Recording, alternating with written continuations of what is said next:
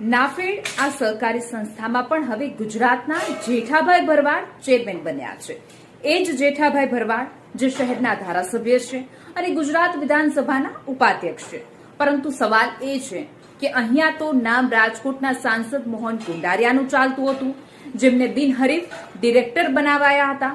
તો અચાનક જ એ બાજુમાં રહી ગયા અને જેઠાભાઈ ક્યાંથી આવી ગયા? સૂત્રો કહે છે કે દિલીપ સંઘાણી પણ સૌરાષ્ટ્રના પાટીદાર અને કદાવર નેતા છે અને તેમને તાજેતરમાં જ ઇફકોના ચેરમેન બનાવાયા છે.